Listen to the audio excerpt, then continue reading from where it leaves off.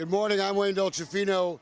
I'm the president of Dolcefino Consulting, and behind me you can see a scandal. These are people whose families have been destroyed by an abusive conservatorship system here in California and really across the country. In some places it's called guardianship. In California it's called conservatorship. But look at all these people that have shown up on a Thursday morning at 9 a.m. This will give you a sense of the gravity of the abuse that's going on. And we're calling on the judges to stop the nonsense, but more importantly, for the California Attorney General here and quite honestly for Attorney Generals across the country to start realizing that an industry has been created of people who are sucking off, feeding off the lives of these folks' family members. Jody Sussman has been fighting the battle for her mom, Marty Adair, who is now no longer with us, been dead for almost a year, yet the lawyers are still lining up to cash in. Jody, you may begin. First, I want to thank everyone that's come out here today in support to expose this horrible travesty that's occurring against our loved ones, our children, our grandparents, our family. Only by the grace of God will we move forward and expose this and stop the financial drain and the physical abuse against our loved ones. Nobody deserves to be put through this kind of torture, and all these vultures just keep paying fees that they shouldn't be given or granted because they did nothing to earn that money besides lie, cheat, and steal. Only by the grace of God are we going to make some dent in this corruption. That's the only way we're going to go forward. And I stand here boldly. I'm not alone. All these victims are with me with the exact same stories. God, give me the strength to speak in court against this evil. And thank you all for caring about this situation.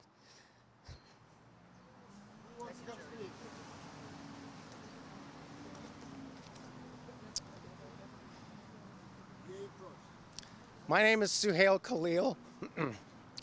My story is not unique here. It's unfortunate. But where is the Attorney General? Where is law enforcement to stop this legal racketeering, malicious prosecution, judicial malpractice? It's unheard of. This is a cabal that must be stopped. This trauma and the pain that we're all feeling is real. We have to stop. This is not justice. This is injustice. And we need restitution. We need redemption. We need legal systems to work in order to trust. Our whole democracy is at play here. If we cannot trust our judicial system, what do we have? Nothing but chaos. It has to stop.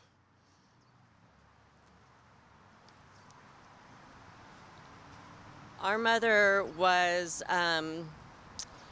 put into the system because we had 4 capacity declarations by 3 different doctors saying that she was not capable of making medical or financial decisions. Her CAC changed her trust in the middle of our conservancy hearing and put the CAC's mother as the new trustee of our mom's trust.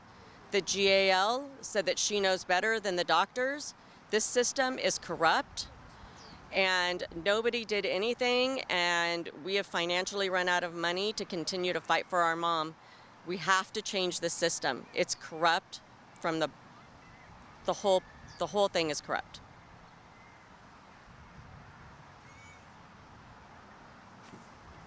My name is Kathy Gardner, and my case is much like everybody else here. My dad died in 2017, and my case is just now closing in probate.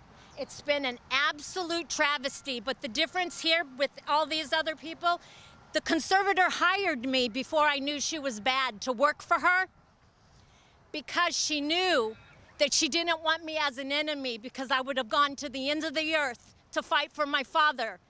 When I started working for her, I learned everything that was going on in her office against her clients. Sally Cicerone was the conservator. And what I learned is she was corrupt and she was bad and she tried to corrupt me and a few others. We since figured her out. She was trying to silence me to not object to her ridiculous fees, which I got smart and I started taking notes. I took it all to court. Sally told me that the court system protects them. She told me that they will always win against all of us. And she was right. I spent a lot of money. I tried to represent myself. I did everything I could to spend the last dime that I had, including my father's life insurance policy. This is what all of us are going through, except for I had proof. I had copies. I had absolute everything I needed, and still, they wouldn't hear me. They told me I filed things late. They told me everything. They weren't interested in facts. They weren't interested. Reuben and his Fry's organization, they sell all the houses to collect the money so that they could then have fees, which makes them wealthy. Sally Cicerone was forced to give up her license because she did eventually get caught and she did not want to defend herself in court. She since moved to Texas with all of her money from everybody that she represented. Who knows if she's doing it in Texas? But this whole system is corrupt. Kim Hubbard was her friend, according to Sally Cicerone, and she is on these posters as a corrupt judge. And Sally Cicerone is right along with it. It is a ring. And I don't know how many judges are involved, but it's a shame because our families did not ask for this. So again, my name's Kathy Gardner. Please, if you don't believe us, look up our filings in the court. It's public. Please, this is what's going on and it needs to stop. Thank you.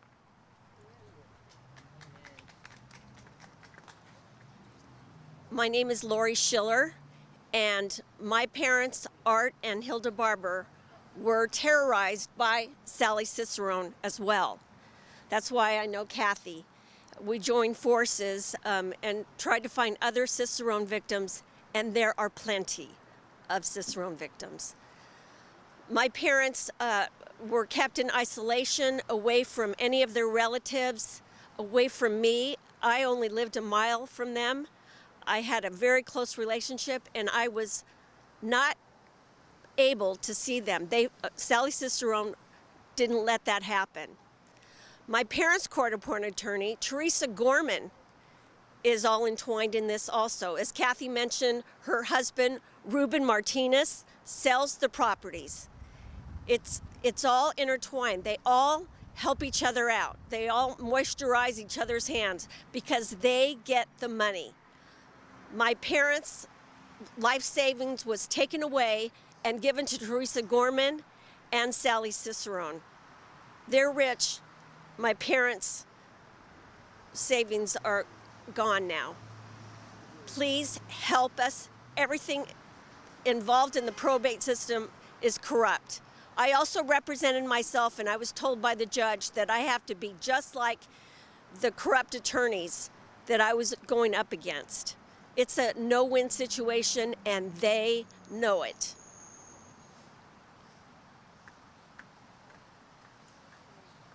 Hello, my name is Woodrow Shirley, representing Katie Shirley. These people right here took my mother away from me, our family. I kept my mother for over 20 years. She was perfectly healthy, not on any medication.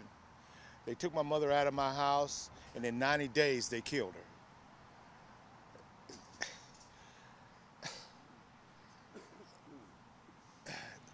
It was such a horrible thing to go through, to have no power over your loved ones that you've been, I mean, your mom.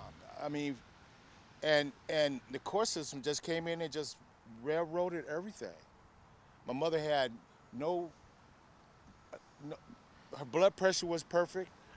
She wasn't on any kind of medication, but within 90 days of them taking my mother from me, she's dead. This shouldn't happen to anybody. This shouldn't happen to any of these people. It shouldn't happen to anybody because you believe in the court system, and the court system is totally vandalizing us. Thank you.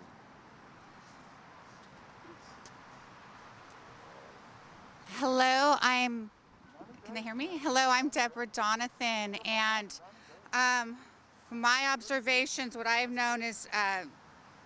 observed is the abuses of the rights of Americans and the Constitution. And what we're talking about is due process and the issues I think presented right now in Congress with the allegations against the FBI are almost verbatim to what I've experienced here. And it seems to be, this human trafficking. I mean, again, from what I've observed, I'm a social work major and I've worked for DCFS. I'm a credentialed educator since 2004. I was my son's caregiver, and I'm talking a specific which is a little bit different than everybody else, is the special needs population. And what seems to be occurring and what is exploited by these gals or these third parties are being able to have a steady income for a lifetime. They're attaching themselves when these children turn 18 and can stay on these cases. And what my take on it is the mitigation and absolutely of any kind of funding for these populations. It seems to be abuse of the aging, the special needs population, and the immigrants. And my position is pick on someone your own size. That's where I draw the line. It's unacceptable to have these cases, and what I've seen, bootstrapped out of their jurisdictions without due process in order to not abide by the law and have this rogue lawlessness. And again, yes, allotting those monies into their own pockets or into their own agencies. My situation is, as wide-eyed as I was, is my son, school district failed to provide him, Los Alamitos School District, a free and appropriate public education. I know I'm speaking to a certain population, and this was determined by the Office of Administrative Hearings. Under IRV LAUSD, they failed to take him to this due process, this disagreement, in a timely manner. That, again, is under IRV LAUSD. It's against procedure, and they had waited 3 years at that time. In that process, the exposure of Del Sol School, Dr. Kim Nguyen, who was the founder and the intake person and was doing the assessments and working as expert witness for the school districts, was also taking monies under a BCBA as a consultant, 17 hours a month. Now, I don't know how much that is, or how much she charges an hour, but 17 hours a month is more than he would get in any other service. And this person would make the recommendations, and she's contracted by other school districts. And I can tell you, I'm currently an educator for a school district that's contracting leasing to this school.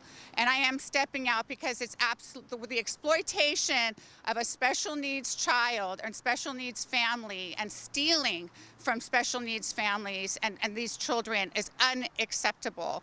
And I cannot turn a blind eye, and I do have an oath and a duty to speak up. This court, who has no jurisdiction, arbitrarily took this case without motion, without anything, out of the jurisdiction of a federal procedural safeguard, which would go to Ninth Circuit of Appeal, United States Supreme Court, which is where it belongs, and hired a third-party elder law attorney to determine my son's education in the midst of a due process hearing under the federal procedure with a law firm, an education law firm at a no-fee retainer protecting and representing my son. And they have been able to do that. I have taken this all the way to the United States Supreme Court because I know procedure and I can't turn a blind eye. And as a result, as a retaliation, they have since which seems to be the common thread, taking this innocuous ex parte and essentially stating, if I don't absolve this school district and I don't absolve, Del Sol schools, believe it was commingling and taking these monies from these children. So it's my son 17 hours a month times 300 at this Del Sol school, and not providing the proper care, and it's not the proper programming for these children and for these students and these adults. If I don't do that, then they are going to keep my son, thereby cutting off all my resources and my medical insurance, which they have done, and cutting him off from his brothers and myself. This also has the family law element. So again, my experience is they are hijacking cases in one way or another without due process in order to not follow the law, not follow the regulations, family law, the bright lines of the Constitution, family law, best interest standards, IDEA, the Individuals with Disabilities Education Act, and Americans with Disabilities Act. The compelling circumstance, again, I've worked as a social worker, is they're saying I am an advocate, and I understand how dangerous that is. So what we're saying is if a parent advocates for their special needs child, they are in danger of being brought here and that child taken from them, thereby no accountability to the school districts and no funding for IDEA. That is how dangerous this is. This is the hill I am going to die on.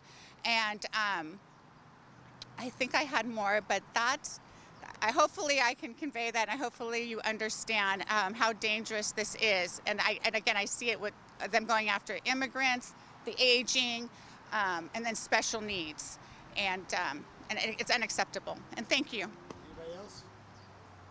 Anybody else want to come up? Yeah, we got a couple more minutes. Go ahead. Hi, my name is Sandy Kobianki. I live here in Orange County. I went to the Orange County Courthouse every 3 months for 9 years. My mom was in a conservatorship for that time. This is about education, folks, and I don't understand why America and why we're burying our heads in the sand. This is real. It's happening across state lines. I work with one agency called SEER. We get 1.5 calls a day from families desperate because they took their mom ex parte, or they don't know what to do. They're in temporary conservatorship. We need to educate ourselves. We need to care. Folks, this is for our family, for us. You and me, everybody here is going into the probate system. Our children, our nieces and nephews, our grandchildren, we have got to put a stop to this probate corruption. It's like a mafia. It's a RICO type of situation where there's thousands and thousands of families that are going through what we're going through. Every senior is worth $250,000 to $350,000 in government money. Couldn't figure out why they fought us so hard to keep my mom. My mom didn't have a pot to piss in because they were lining their pockets from the judge all the way down, the GALs, the conservators. Imagine you're in a home and they're telling you that your child can't call you and tell you they miss you. They can't call and tell you, I love you, Mom. They can't call and say Happy Mother's Day. This is the kind of isolation that we experience and that many, many families across this country experience. The more you push back and you fight for your mom and dad or your loved one or your child, the more they punish you and isolate that loved one from you. The height of abuse is despicable. It's disgusting. I would be at the door of the board and care home in Placentia that my mom was in, and she'd hear my voice and say, that's my daughter, because my mom still recognized me. And she'd say, that's my daughter, that's my daughter. And they were threatening me to call the police to leave. And my mom's hearing my voice. If that's not the gross height of abuse, I don't know what is. We have got to do something to get this corruption and to hold these people accountable.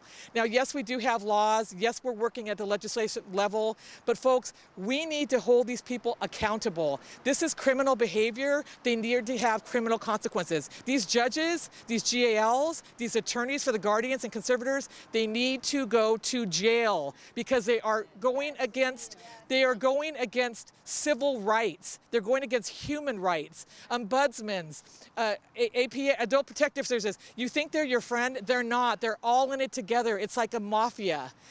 We have got to start listening to the awareness that's out there. I post on my social media. We have personal friends that say, this isn't happening in our state. Oh, yes, it is. Be informed. Educate yourself. We have got to make a change, people.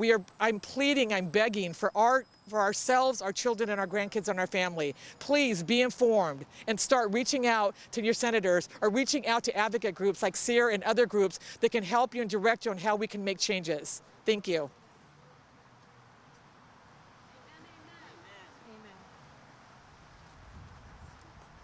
My World War II father served our great country, America.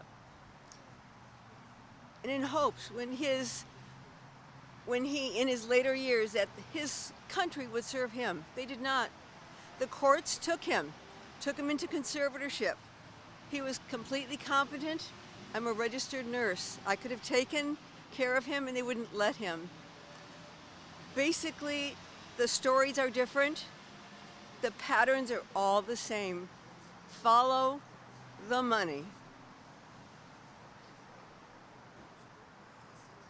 Hello, my name is Rita King. My father is Gustavo Verdult, 91 years old, being held hostage in the probate conservatorship court for 5 years on a temporary conservatorship. Even though he doesn't need it, they won't let him go.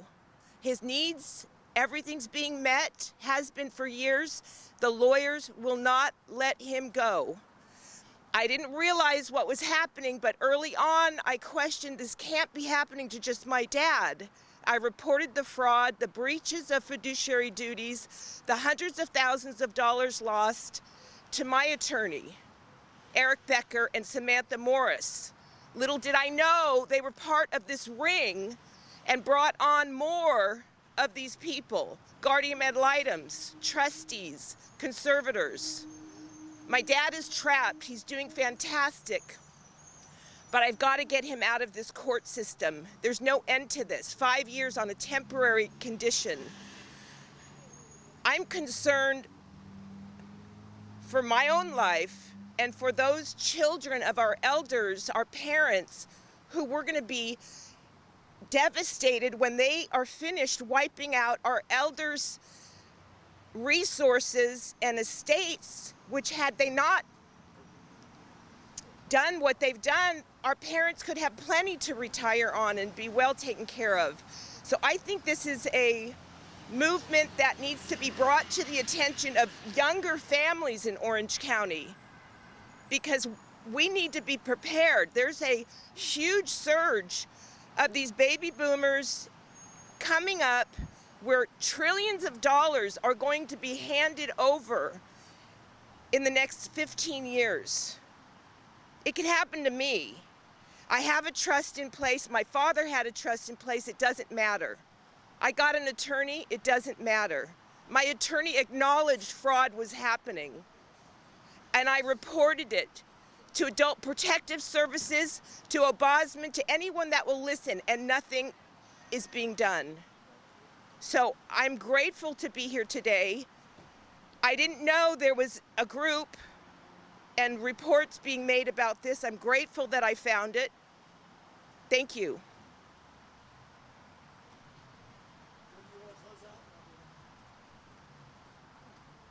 Thank you, Jody. I just want to thank every one of you who have shown up, even though your cases, some of them are long past. The corruption still exists.